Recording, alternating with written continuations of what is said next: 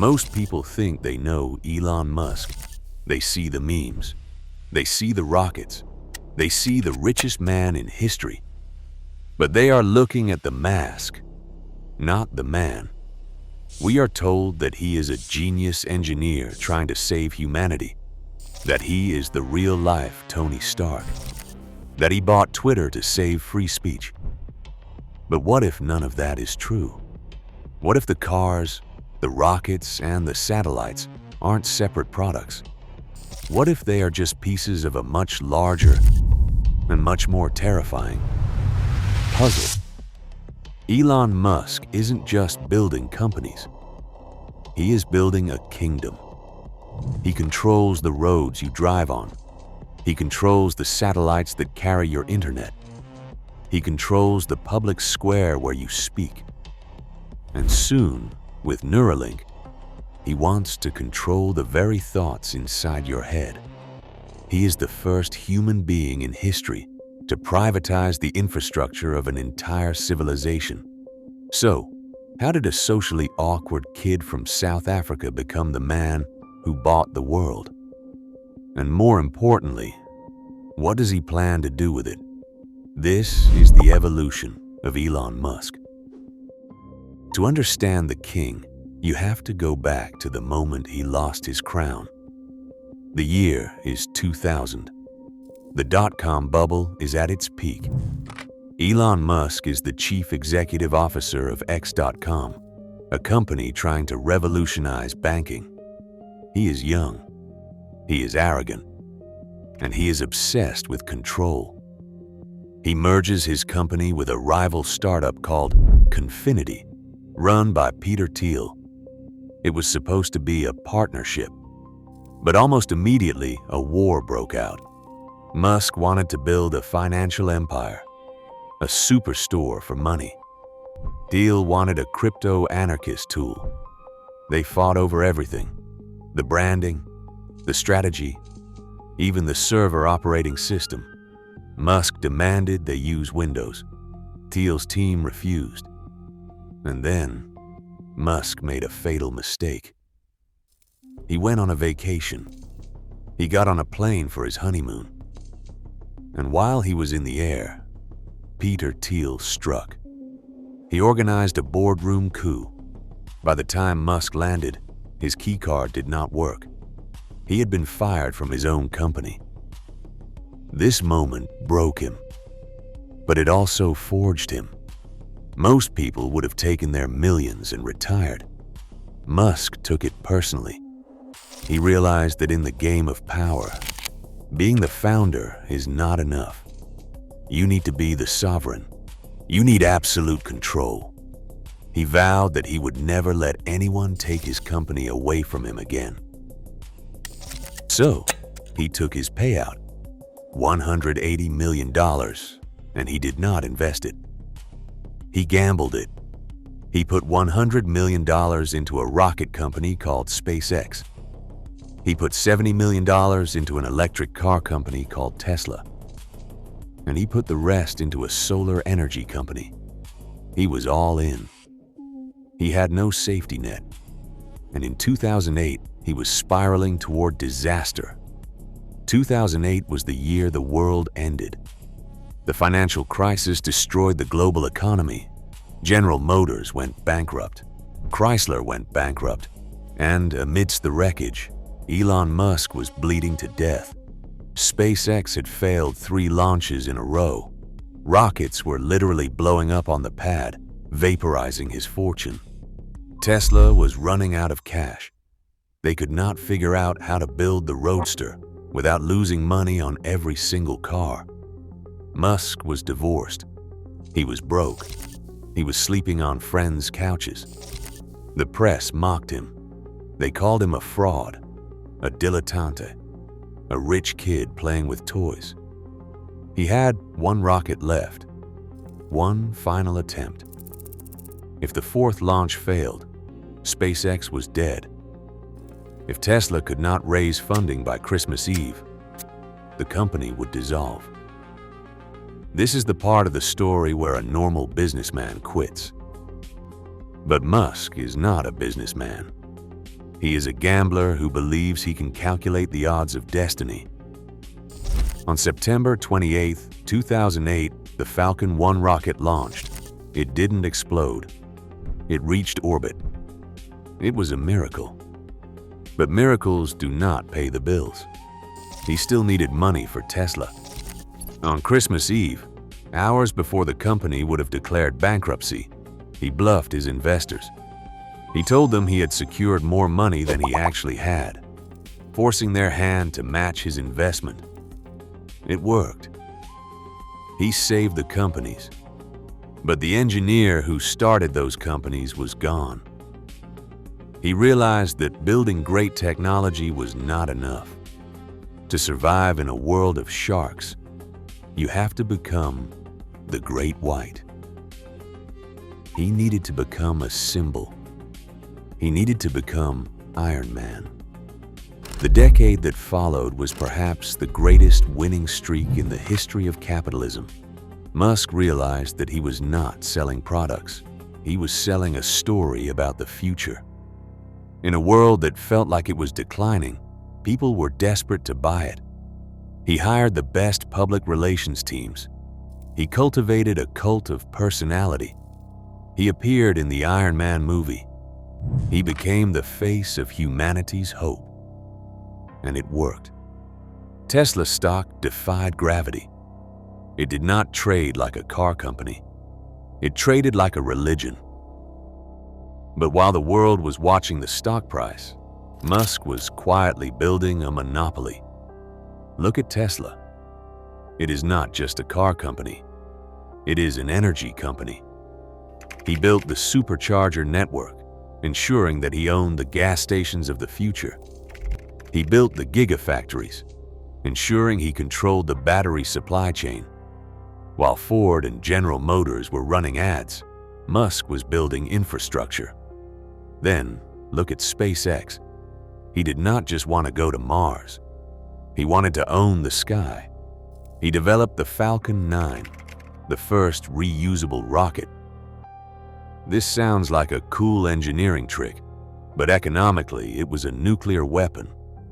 It allowed him to launch satellites for a fraction of the cost of his competitors. China, Russia, and the European Union could not compete. He drove the price down so low that he effectively privatized the space industry. NASA stopped building its own rockets. The United States military started relying on him to launch their spy satellites. Think about that. The United States government, the most powerful entity on Earth, became dependent on one man to access the stars. But this power was not enough. Musk noticed something terrifying. He saw the rise of woke culture. He saw the media turning against him. He saw censorship rising on social media. And he remembered the lesson from 2000. If you do not control the platform, you can be deleted. He looked at Twitter. It was not a profitable business. It was a dying social network. But it was the global town square. It was where politicians, journalists, and world leaders argued. It was the nervous system of the public discourse. And it was controlled by people who hated him. So, in 2022, he did something that shocked the world. He did not build a competitor. He did not start a political action committee. He walked through the front door of Twitter, and he bought the whole building. $44 billion. It was a massive overpayment. Financial analysts called him an idiot. They said he destroyed his wealth. They said he ruined his reputation. But they were looking at the spreadsheet.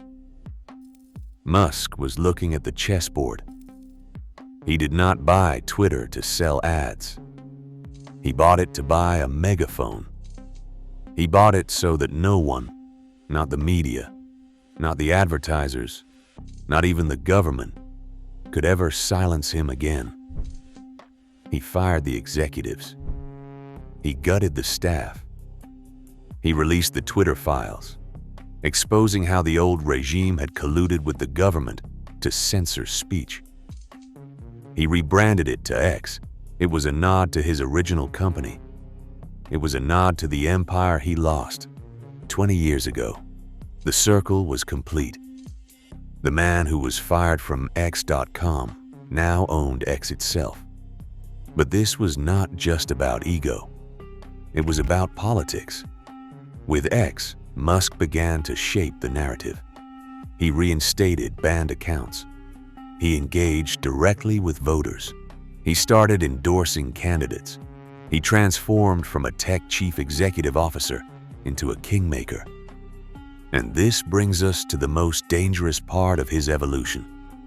The moment when he stopped being a private citizen and became a geopolitical superpower.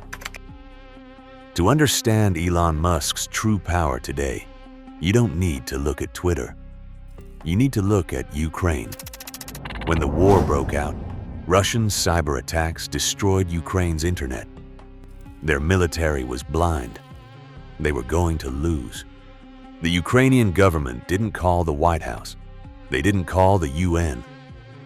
They tagged Elon Musk on Twitter. They asked for Starlink. Starlink is Musk's constellation of thousands of low-orbit satellites. It provides high-speed internet to anywhere on the planet. And unlike a cable, it cannot be cut. Musk agreed. He shipped terminals to the front lines. And overnight, he saved the Ukrainian military. Their drones came back online. Their artillery could communicate. The tide of the war turned because of one man. But then, the other shoe dropped. Reports surfaced that Musk had allegedly refused to activate Starlink over Crimea, preventing a Ukrainian drone attack on the Russian fleet. He argued that he didn't want to start World War III. Whether he was right or wrong is irrelevant. The terrifying fact is that he had the choice. Unelected, unaccountable. A private businessman had the power to veto a military operation in a major war. He effectively had his finger on the kill switch of a nation's defense. This is the definition of a sovereign. He is no longer playing by the rules of capitalism. He is playing risk. And he is expanding his territory. Look at Neuralink. His company implants chips in the human brain. He says it is to cure blindness and paralysis, and it will. It is a miracle of science. But look at the long-term goal. He wants to merge the human brain with AI. He wants to create a high-bandwidth interface between your mind and the digital world. If Tesla owns your movement, and Starlink owns your communication, and X owns your news, and Neuralink connects directly to your cortex, what is left? But even if you refuse the chip, and even if you delete the app, Elon Musk has one final card to play, and it might be the most disruptive one of all. For years, people thought Tesla was a car company. They looked at the Model 3 and compared it to a Toyota Camry. But Musk has been telling us the truth for years, and nobody was listening. He said, Tesla is an AI robotics company. Enter Optimus. When Musk first revealed his humanoid robot, a guy in a spandex suit danced on stage. The media laughed. They called it a gimmick. They said it was vaporware designed to pump the stock price. But look at where we are now. The robot is folding laundry. It is sorting batteries. It is walking with human-like fluidity. And most importantly, it is learning. Musk isn't building a robot to be your butler. He is building a replacement for the human working class. He has explicitly stated that the long-term goal of Optimus is to make labor optional. In economic terms, this means driving the cost of labor to zero. Think about what that means for the sovereign. Right now, even the richest billionaires need people.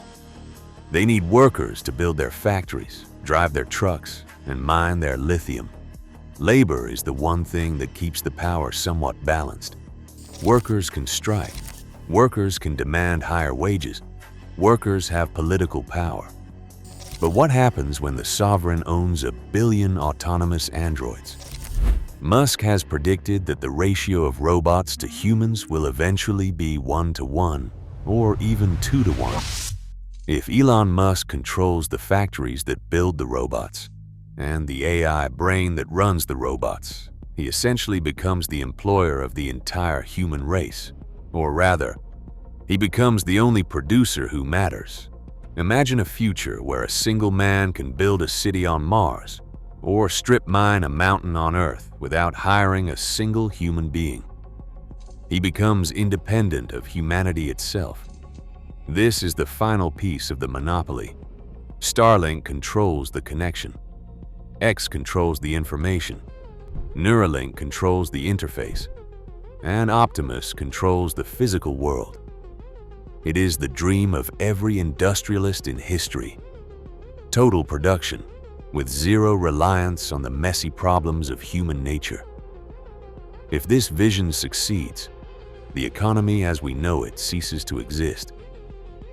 We shift from a world where you sell your labor to survive, to a world where you depend on the benevolence of the man who owns the machines. He is building an ecosystem where he is the administrator. And he isn't hiding it. He openly talks about the Everything app. He wants X to be your bank, your identity, your social network, and your wallet. He wants to recreate WeChat, but controlled by him. This is the evolution. He started as the engineer, the kid who just wanted to build cool rockets and electric cars to save the environment. He became the savior. The celebrity CEO who promised to take us to Mars and save us from climate change.